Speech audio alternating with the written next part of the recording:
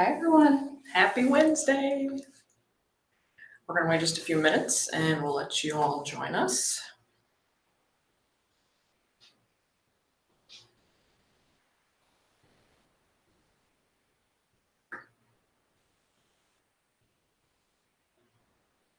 If you hop on, tell us where you're watching from, say hi.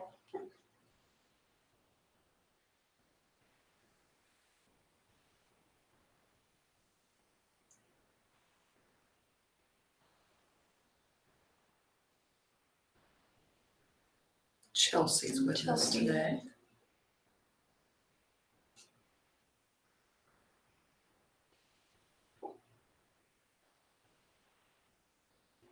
There's a lot of people here with us today.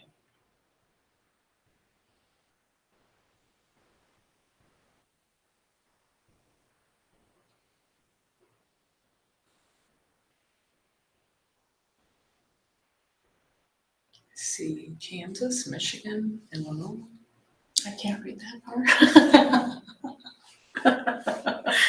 I can kind of. Look at all those people. Awesome. Yay. All right, guys, we're going to go ahead and get started. We have Dr. Tony with us today, and he's going to talk about heat stress in your animals. He's going to talk about the signs and kind of just how to keep your animal, big or small, healthy. Okay, to help us get started, we want you to put in the comments if there's a specific animal that you would like Dr. Tony to talk about in regards to heat stress. Put that in the comments and let him know. And as always, ask any questions that you have because he's here to answer them. At the end of this segment, we are going to be drawing a winner, and they're going to get a ValueVet gift card. And with that, we're going to turn it over to Dr. Tony.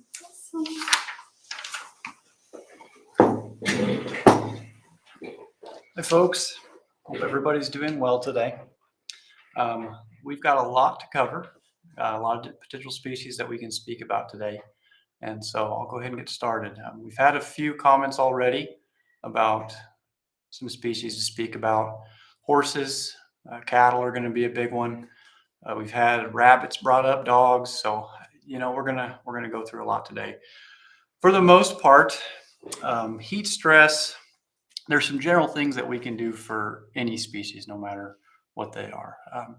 Each species will have some specific considerations, but for the most part, there's some big principles for every single one that we can do to try to help minimize the impact that heat has on them. The big ones that we're going to speak about today is shade is a big one, protecting them from that sunshine, airflow, air movement, humidity, and then probably the most important is continuous access to fresh water. So shade's pretty self-explanatory. Air movement, there's a lot of different considerations there depending on the species and their housing, but fans, stall fans, indoor fans, whatever they are, or open building concepts with ventilation, that's well planned and well thought out. That can help a lot. Fresh water, of course, is very important. So it needs to be fresh water. It needs to be available at all times. And it needs to be enough that they can drink what they need. And the last thing is humidity. And for animals that are housed outdoors, we really have no control over that. But if we have the capability to bring that animal inside into an air-conditioned space, and we have the potential to impact that humidity level. So hopefully those are pretty easy concepts to understand. Those are the same kind of principles that affect us as people in our exposure to heat. And so now we can kind of talk about some different species and considerations for them. I guess we can probably start with dogs. And dogs, as you know, they release their heat through panting. They're not proficient sweaters. And so because of that, they're a little more prone to overheating than people are. There are some certain groups of dogs that are more at risk than others. The brachycephalic breeds, Great Pyrenees, yeah, that would be one risk group, is dogs that have long hair. But brachycephalic breeds that have the smushed faces or the flat faces, they aren't as efficient as panting, and letting that heat out. Overweight dogs, obese dogs, dogs that are out of shape or older, and then finally dogs that have some health conditions such as heart disease and lung disease. So those are breeds that they need a little bit of extra care if the temperature gets hot. They probably need to be kept indoors in the air conditioning. They need to be clipped, their hair coat, to keep that extra insulation off of them. Some symptoms, I've got a list here. I want to make sure I don't miss them. So excessive panting or excessive drooling is going to be one of the first things you see. It can progress difficulty breathing, vomiting, diarrhea, and then it can progress to lethargy, collapse, stumbling, or seizures. It can be pretty tough when it progresses to get these treated. Don't leave your dogs in cars. It's the same as with small children and people. Please do not leave your dogs in parked cars. They can overheat very, very quickly. So that is very important. Do not leave your dogs in parked cars that are turned off. If they're inside of a vehicle, that air conditioning needs to stay on for them. Plan your exercise, your play times in the cool times of the day. Don't be out there throwing a ball in the heat of the afternoon. Dogs, they're not very good at stopping themselves when they get hot, and so they'll just run themselves till they're overheated. Clip dogs with long hair coats, I mentioned that before, and then those same principles we talked about: shade, air conditioning, water, very, very important. Fans. One thing that I will mention with dogs, and this is important, is they can burn their paws. You might think that their pads are resistant to, and they are. The pads are resistant to that, especially with proper conditioning. But a lot of our dogs are at risk of burning those pads. And a guideline that you can use if you're going to be walking your pet on asphalt or concrete, place the backside of your hand on that surface. And if you can't hold it on there for 7 seconds, then it's too hot for your pet. And so your pet needs a protective boot if that's the case. We've got a product called Mutt Trackers that works really well for that. Provides a lot of protection. They might walk funny until they get used to it, but it's worth not having that burn on that pad and having that peel off. So that's some good principles with dogs. Can you clip German Shepherds? Yes, you can. Really, any dog that has long hair coats, thick hair coats, you can clip them. And I recommend people to clip them in the summer. It truly does help keep them more comfortable. Okay, if there's questions, if you think of questions, even after I move on, please comment. I'd be happy to come back to it. Or if we don't get to it, I do try to make it through the comments after we're done, and so I can try to answer it then. But we'll move on. Somebody mentioned rabbits, and I will admit I'm not much of an expert on rabbits. I don't have much experience with them or instruction through vet schools, so I don't have a lot of input for them. I do know that they're more sensitive to heat than many of the other species we give them, or that we have access to. Really above 75 degrees, based on my research, is when they're prone to overheating. So rabbits really need to be kept in air-conditioned spaces if at all possible. Lots of air movement, lots of shade. And if they do get warm, their ears is actually where they let a lot of the heat out of their body. And so wetting down their ears can help release some of that heat. If you have more questions on rabbits, I'm probably not your guy, but I'd be happy to try to address them if I can. So we can move on now. Do you recommend clipping the LGDs? LGD, what does that stand for? Guardian dog? Livestock guardian dog? Is that what that stands for? Probably so. Yes, you can clip the livestock guardian dogs. There's no reason that you can't. It'll help with heat. It'll help keep the fly strike down so that things aren't getting accumulated in that coat. So yeah, I don't think there's any reason you can't clip those dogs. Okay, so cattle. I don't know if you guys have been paying attention to the news, but cattle are kind of a hot topic right now. Actually, in our state, in Southwest Kansas, there was a high number of feedlot cattle that actually succumbed to the heat. We had some extreme heat here in Kansas. And the difficult part was that it was mild, And then that extreme heat moved in very quickly. So the cattle weren't acclimated, and they really hadn't lost their winter coats yet. And so they just weren't able to handle that heat. Cattle, they are not designed to be the most efficient at cooling down. They don't sweat like our dogs. And so they pant and they release heat through their lungs like dogs do. And their lungs are actually pretty small compared to their body size. In addition to that, their digestion produces a lot of heat. That being said, cattle that are properly acclimated and have lost their winter coat, they can be very resilient to heat, and they can do a good job of handling it. So as I said, as the day goes on, cattle accumulate heat from their digestion. And so there are some practices that we can do. We can feed them, adjust our feeding times to address that. Where we run into a lot of problems is when our nighttime lows don't dip below 70 degrees, because that doesn't allow our cattle to cool down very efficiently overnight. And so they can, as the days go on, they can start to accumulate more and more heat that way until it becomes too much for them to handle. But same things, humidity and air movement through wind. Shade is a big thing for cattle. So if you're out on pasture, having some trees available is important, or feedlot confinement structures. If you can build some shade structures, that helps a lot. Fly control is actually very important with cattle, because cattle that have a lot of flies on them tend to bunch up. And so if we can keep the fly pressure down, they won't bunch up as much. And if they bunch up, then we can reduce cooling through the air movement through the wind. So we want to try to minimize the amount of time that they stand bunched up like that. So some signs for them, it's really going to be mostly their breathing is what we're going to see until we start seeing the classic, seizures and comatose and of overheating. Every species is going to just demonstrate those when it gets to the bad levels. But increased respiration rate is going to be the first thing that you're going to notice.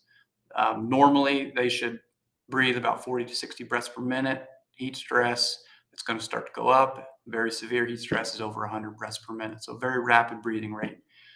Drooling, a lot of drooling, extended neck, open mouth panting. Those are going to be pretty classic signs that your cattle are hot and it needs to be addressed. So prevention, shade, water, ventilation, very important. Those types of management practices go a long ways. If we have cattle that are in feedlots, confinement structures, dairy barns, some sprinklers to keep them wet and moist, some misters that actually try to help cool the air temperature down. Those help. The only key there being ventilation becomes very important, because if we have water, moisture that we're adding to the air, we can make that air very humid. And if we don't have that ventilation to draw that humidity out, then it can actually be worse. So that's very important. And then handling and trailering, we need to do that during the cool times of the day. Morning is actually really the only good time to do that. Evening time, nighttime, that's when they're trying to cool down, if you remember. And so we need to do that early in the morning before it gets hot. So that's very important. If cattle are dehydrated, for example, if they were hauled overnight or something like that, or processed and they get a little bit dehydrated, electrolytes can be an important source to try to help increase that water consumption and try to help rehydrate them. An example of a good one that we carry is called Blue Light. And a lot of guys that I know that have feedlots or feed yards, backgrounding yards, when they get a load of cattle, they give them all Blue Light just to help try to get them rehydrated. So that's one consideration to help the cattle. If there's no questions there, we can go ahead and jump over to the next one. Horses is going to be our next one. It's where we're going to spend a lot of our time. And so if you have any questions on the horses, then please ask them. Horses, between the dogs and the cattle that we've talked about, they're the most efficient at cooling. And the reason being is because they sweat. So sweating is one of the most efficient ways that animals can cool down. Horses are very proficient sweaters. They can sweat up to 2 to 4 gallons per hour, which is remarkable. But that's an important point because your horses can lose a lot of electrolytes, and they can cause some electrolyte imbalances with all of the sweating that they do. And so a big consideration, if your horses sweat, or if it's hot even, they're going to sweat, even if they're not exercising, is that we should probably add some electrolytes to their diet. And that does two things. It replaces the electrolytes that they lost, and it also helps to encourage them to drink water so they don't get dehydrated and they aren't as susceptible to overheating. We have several good products available for electrolytes, supplements, things that you can add. And I do encourage people to add it to the feed and not to the water, because you can make the water taste kind of salty or different. And so that could cause the horse to drink less water because they don't like the taste. So add it to the feed. You'll still get the benefit because they'll consume the electrolyte and then they'll go drink the water, the fresh water. So very important thing to think about there. Similar to dogs, we do have some groups of horses that are at increased risk of overheating. Same thing, if they're overweight or out of shape, older horses, they can be at increased risk. But then the horses also that move, that are transported from a cooler climate into a hot climate, if they're not given time to acclimate, they are at increased risk, obviously. So they need to have some special considerations for those groups. Cushingoid horses would be another one because they have that big, thick hair coat. So that could be something that you clip that horse a few times throughout the summer to keep that hair coat short. Horses, like cattle, they do produce a lot of heat through digestion. And that's important because we should try to work our feeding schedule around our exercise schedule, because we don't want that heat that's produced through muscular activity and exercise and digestion to become additive and cause that overheating to happen. So some general guidelines: 3 to 4 hours prior to exercise, you should feed at least 3 to 4 hours, and then wait at least 2 hours after exercise to feed. That way your heat from digestion and your heat from exercise aren't going to overlap. Outdoor temperatures, they've come up with what's called a horse heat index, and it's a little different from the heat index you'll see on the Weather Channel. It's kind of easy to figure out. It's just the sum of the temperature in Fahrenheit plus the percentage of humidity. So let's say it's 90 degrees outside with 60% humidity. That would be a horse heat index of 150. And so it's a pretty straightforward way to figure out some ranges on if it's safe to exercise your horse. Under 150, in that 120 to 150 range, your horse is okay to exercise. They're going to sweat, so you should stop them occasionally to let them drink and cool off. 150 to 180 is higher risk. So light exercise may be allowed depending on your horse's acclimation and fitness level. But they definitely need frequent breaks, frequent water breaks, and cooling down as well. Over 180, you can't exercise your horse. It's way too high a risk. Most horses, I would say, over 150, they probably shouldn't be exercised, unless that horse is just an elite athlete and they have lots of breaks and lots of good management. So I would say if the horse heat index is over 150, it's probably best just to not exercise your horse and really just find times of the day that it's underneath that level. Trailer rides can be another risky endeavor with horses during the summer hot months.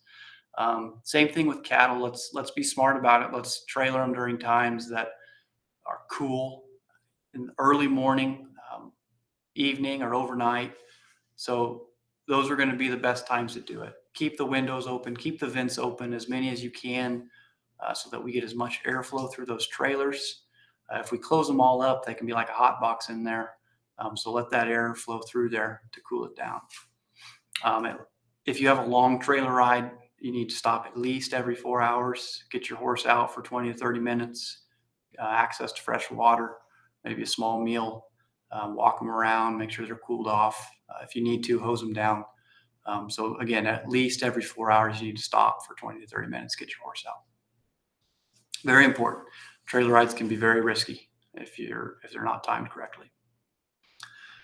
So how can you tell if your horse is overheating? As we said, horses are very proficient at sweating. If your horse stops sweating, that's bad.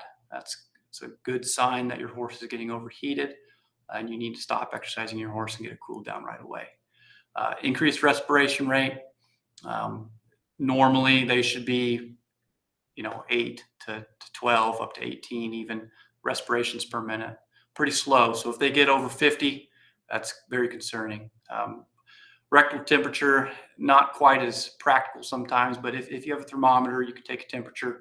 Normally they should be about 99 degrees. The range is 98 to 101. But if they get over 102, then that's signs that they're overheating.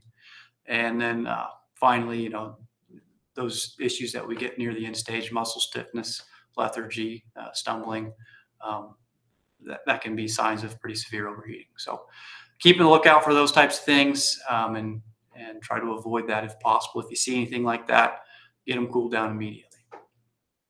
Prevention, again, shade, ventilation, and water. Very important. Stalls can get very hot if they're closed up.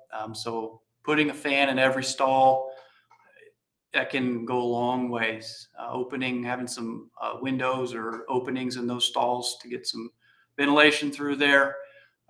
Air movement is very important, and as an added benefit, it helps keep the flies and mosquitoes away, and so that'll make your horse a lot more comfortable that way too. But some stall fans help your horses out a lot. Shade, if your horses are out on pasture, a simple lean-to or structure, keep them out of the sunshine, and then continuous access to fresh water is very important. Feeding electrolytes, like we mentioned, and even in addition to that, you can have some free salt available so that your horse can go get some salt if he or she needs to, whenever they need to. Exercise, like we've talked about, exercise trailer rides, just be smart about it. Time it during times of the day that your horse can handle it. Early morning, we keep coming back to it, is just one of the best times to do it. Horses, they can't handle the evening if it cools off. They don't tend to accumulate heat quite like cattle do, so they don't really need that time quite as much to cool down. But early morning or potentially late evening. One other thing to think about is some horses are prone to sunburn, and if they've got that white face without the pigment around their eyes, around their muzzle, they can be prone to that in their ears. So picking a fly mask for protection against that UV radiation, that can be important so that we prevent those sunburns and then some of those cancers that can develop because of it. A UVator fly mask provides up to 90% UV protection. So that would be a good thing to think about if your horse is going to be out in a pasture or a situation where it's exposed to a lot of sunshine. Again, mentioned cushioning on horses, clip them, make sure they have a short hair coat. If you exercise your horse, it's important to cool them down. So their muscles can accumulate a lot of heat when they're exercising. And if we just stop, then that heat can kind of become trapped in that musculature. And so sweating cools the skin surface. And so we need to keep that blood flowing so that cool blood can be transported back to the muscles to cool them off. So a cool down is important. Walking your horse for 10 to 15 minutes, low intensity exercise, just keep that blood moving, cooling them off. After that, let them drink some water.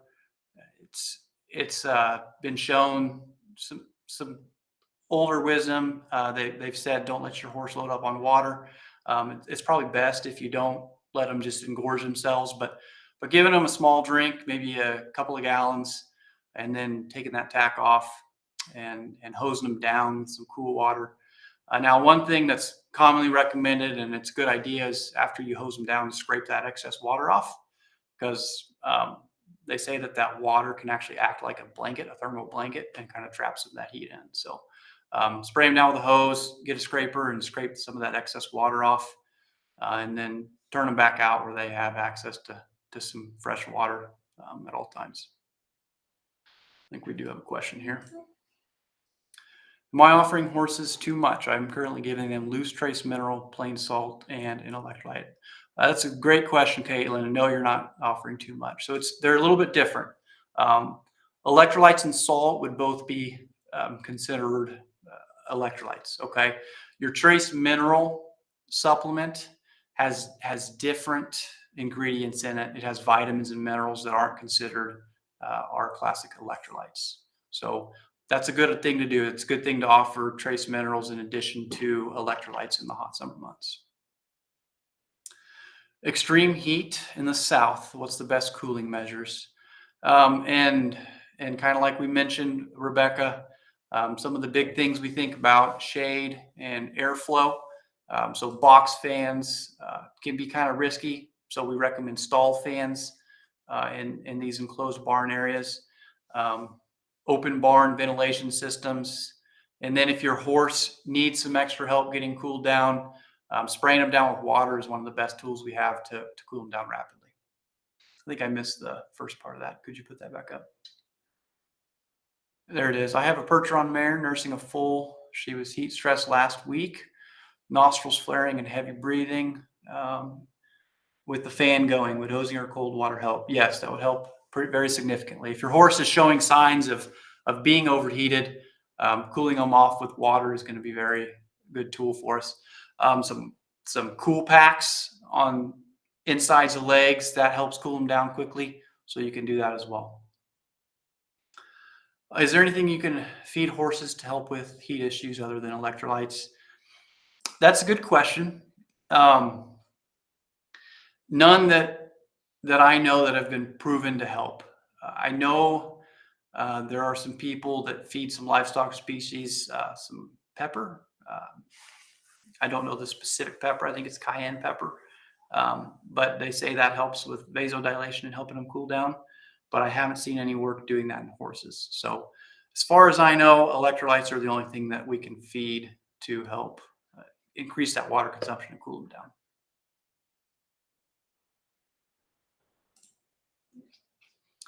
What do you think about the Vitalize feed supplement? I've used it and thought it helped. That's a good question. I'd have to look at the ingredients of the Vitalize, and I'll come back to that question and answer that later. Any special recommendations for senior horses? The question was, if you guys didn't hear it, any special recommendations for senior horses?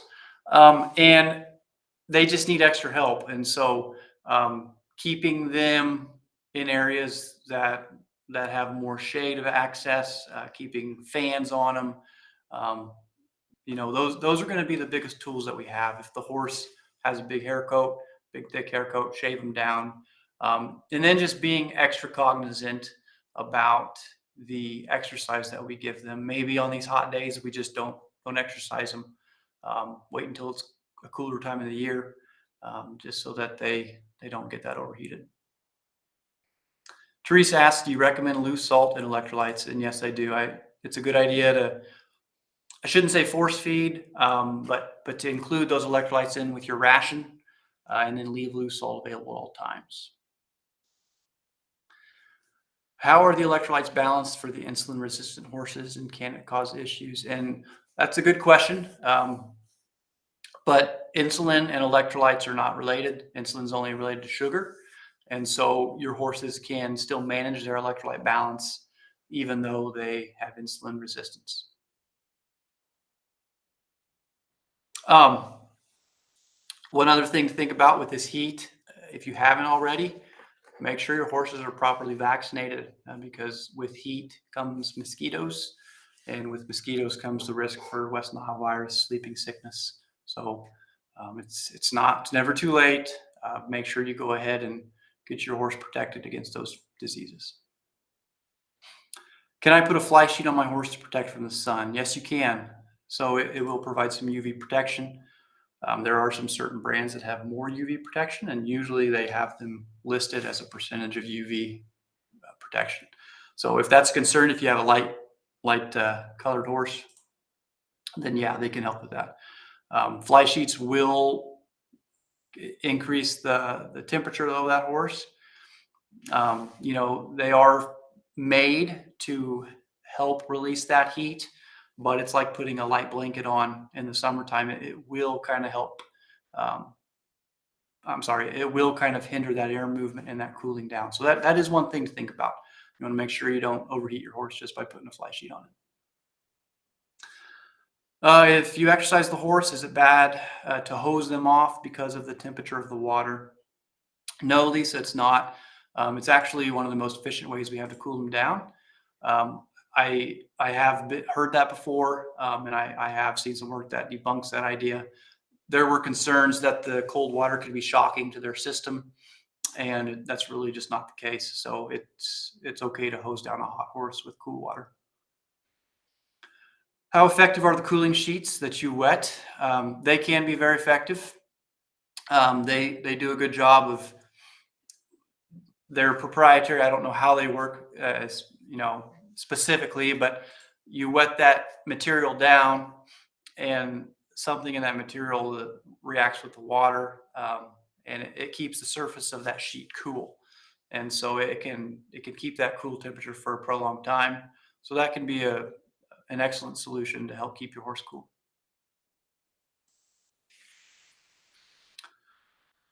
Okay. My horse was diagnosed with anhydrosis. The vet recommended EC1 electrolytes, Gas X, and beer. Too much? I'm assuming that's a question. That's a little bit outside of the range of what we're getting into here. I'm really not going to provide any specific treatment advice.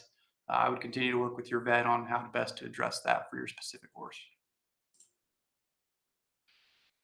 Would you recommend feeding later in the day during this heat and drought? And yes, that's a good thing to do, Reva. Like we mentioned, digestion produces heat, and so I'm glad you brought that up. So adjusting your feeding time to specific times of the day, such as late evening or even early morning, you can do that. Now, it is worth mentioning that grain is gonna be the biggest risk, I guess, if you will, if you want to call it that, for producing heat. Hay is not quite as big of a concern, but the high protein grains is where you get the most heat production. So just one consideration. There's nothing wrong with leaving hay out all day for your horse. Does sun cause vitiligo, or is it strictly genetic? It's strictly genetic. Sun's not gonna affect that at all. Oh, okay. For the insulin question, it was more in regards to supplemental electrolytes, because a lot of them do have sugar. And yes, that's a good point. A lot of them do have sugar. And so you'll need to look at the labels and try to pick one that doesn't have sugar added. I do know there are some out there, like Command Electrohydrate. Doesn't have any added sugars in it. So that would be a good one for you to look into. Is the West Nile vaccine a yearly shot? Yes, it is. It's recommended by the AAEP to be given every year for every horse. According to their outlook on it, every horse in the U.S. is at risk for West Nile virus. Some people feed Epsom salt instead of electrolytes. Thoughts on feeding Epsom salt over electrolytes? So Epsom salt is a high source of magnesium. I don't know that I would recommend feeding just Epsom salt. Your horses do need magnesium, but the main electrolytes that your horse loses through sweat is sodium and potassium. And so you need to make sure you're feeding a balanced electrolyte that replaces those as well. I've seen somewhere that I could add like 2 tablespoons of salt to my horse's feed. Is this an adequate amount? So salt is an important electrolyte. Like I mentioned, you're missing out on your potassium. So having a free salt available at all times for your horse so that they can kind of guide their intake of that is important. but I do think it's important to use a product that's labeled for use in horses. 2 tablespoons of salt. I'm not sure on the dosage for the salt. I would just go off of the instructions on the electrolyte products. It's stock show season. What recommendations do you have for kids keeping animals cool away from home? That's a good question, and it really just goes back to the big principles: shade, ventilation, keeping water available at all times. If your horse needs it, you can hose them down, cool them down. Trying your best with shows, you're kind of limited to the schedule, but just doing your best to try to work that exercise in during times of the day that your horse can handle it. I saw some people ask about chickens. Chickens. Yes. Okay, so chickens, they're not the most efficient at letting heat off either. They're kind of panters, and they don't really have lungs. They have what's called air sacs, and so chickens, they are not, believe it or not, as prone to heat stress sometimes. So it really, with really any species we talk about, it's just the big principles: the shade, air movement, keeping water available. I don't really have too much more to offer for the chickens, unfortunately. I'm not a huge chicken expert either. What about goats and sheep? Goats and sheep, they're livestock, and so it'd be very similar to the cattle. They need that cool night to cool down, because the ruminants like to accumulate heat throughout the day as they digest. Mules was another one. Mules, they mentioned over there. Mules would be like horses, so a lot of the same things we talked about with horses. But as I mentioned before, guys, a lot of these species, they have a few quirks and a few things to think about specific to them, but really, and I've said it enough times, you're probably tired of hearing it, but air movement is essential. Keeping them out of the sunshine with shade, fresh water, and if you have the capability to keep the humidity down through air conditioning, that's the biggest tools that we have to try to help keep heat stress at bay. Wool sheep in a feedlot situation, and that would be similar to like our long-haired dogs or our long-haired horses. Getting them clipped, getting them sheared before the heat comes on, that would be a great idea to help keep that heat stress down.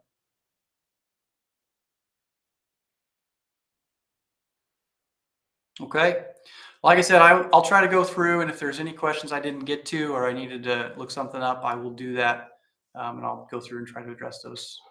Thanks for logging on. Thanks for listening. If you have any further questions, put them in, and I'll do my best to look at them. Thanks. All right.